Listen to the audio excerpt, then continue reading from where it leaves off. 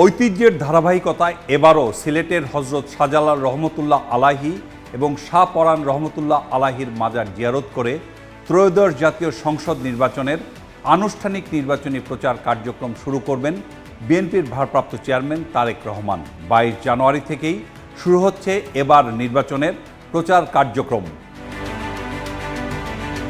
1991 সালে BNP chairperson Begum Khaleda Zia Sylhet থেকে প্রথম মাজার জিয়ারত করে নির্বাচনী প্রচার কার্যক্রম শুরু করেছিলেন।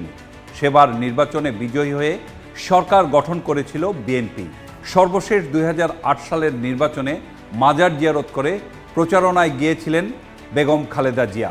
30 ডিসেম্বর খালেদা জিয়ার ইন্তেকালের পর সেই কাজটি এবার করবেন দলের ভারপ্রাপ্ত চেয়ারম্যান তারেক রহমান। তার আগে দলের চেয়ারম্যান হচ্ছেন তারেক রহমান। তবে কখন এবং কোন প্রক্রিয়ায় তারেক রহমানকে চেয়ারম্যান পদে অধিষ্ঠিত করা হবে সে বিষয়ে এখনও দলীয়ভাবে সিদ্ধান্ত হয়নি। কিন্তু ভোটের কারণেই এ বিষয়ে দ্রুত সিদ্ধান্ত নিতে হবে বিএনপিকে। 22 জানুয়ারি সকালে তারেক রহমান ঢাকা থেকে রওনা হয়ে সিলেট পৌঁছে 2 মাজার জিয়ারত করবেন। এরপর আলিয়া মাদ্রাসা মাঠে প্রথম নির্বাচনী জনসভায় বক্তৃতা করবেন বিএনপির ভারপ্রাপ্ত চেয়ারম্যান তারেক রহমান। জনসভা শেষ করে ওই দিনই ঢাকার উদ্দেশ্যে রওনা হবেন তিনি। আর এর মাধ্যমেই শুরু হবে বিএনপির নির্বাচনী প্রচারণা।